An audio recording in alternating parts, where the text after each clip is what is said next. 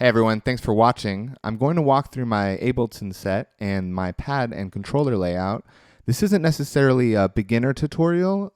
I'll definitely do more like hand technique, pad and exercises, chop exercises very soon, so stay tuned for those.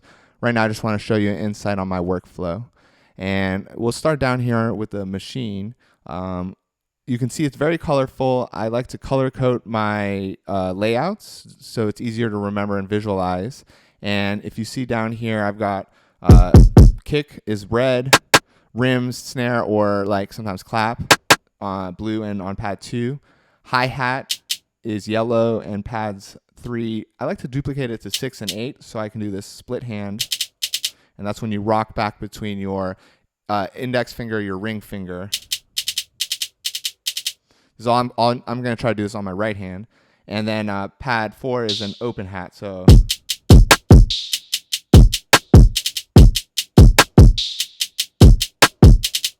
if you don't know how to color the pads, in Maschine it's pretty easy. All you have to do is go to the group and go to the grid mode. It's a little easier. If you right click and just hit color, you can select the color you would like. Moving on, these kind of turquoise colors are my percussion. They're very textural. This is like a ratchet, like a block. And you can hear the purple is the 808. So this is tuned to C, which is the root note of the key. C sharp, because this is kind of an Indian like gypsy scale and has that half step tension right at the beginning. And high C sharp and F.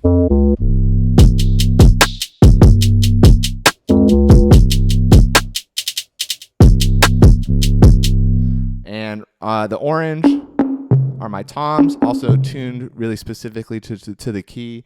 And I've got a tabla sound.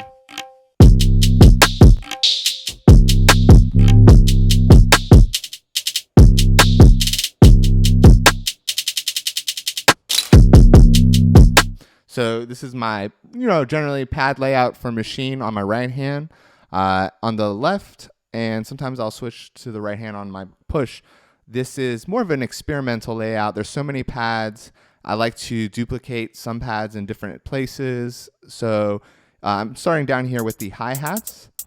And you can see there, I can do the split hand technique with my left hand as well. I'm still definitely practicing that. Not as good as my right hand, since the instrument I played was right hand dominated. That instrument, for context, is called the conjira. And then on my clap, I've got the clap.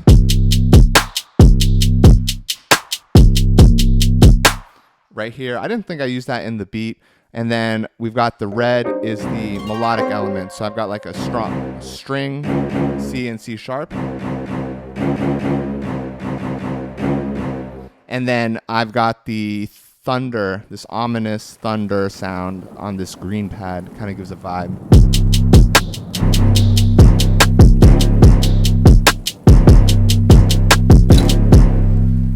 Lastly, up here, we've got the vocals.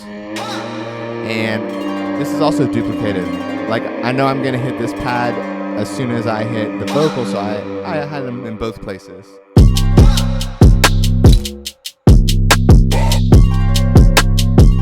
Most of these are splice sounds, and I really love Decap's Drums That Knock Volume 7. A lot of these samples are from there. Let me quickly show you the keyboard now. For the keyboard on the left hand, I've got a Casio Privia, and I've got an instance of Omnisphere loaded with a patch called Double Gourd Kalimba Fingernail. It has a nice percussive texture. And the scale I'm using is C, D flat, E, F, G, A flat, B, C.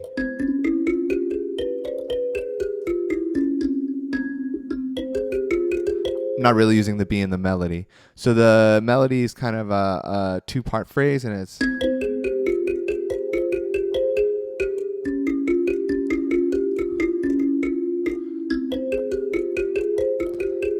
think I messed that.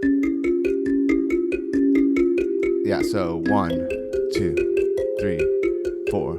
1, 2, 3, 4, and 1, 2, 3, 4, and 1, 2, 3, 4, and 1. Yeah, so that was just the challenge of this kind of track, was to try to keep that in the left hand as much as possible. Of course, I kind of probably wavered, and then continue to do the beat and other elements with the right hand. So thanks again for watching. I'm going to be doing more specific technique videos to see how you can actually break it down with one hand, and how to just go about it from the very basic ground up. Stay tuned for those, and until next time.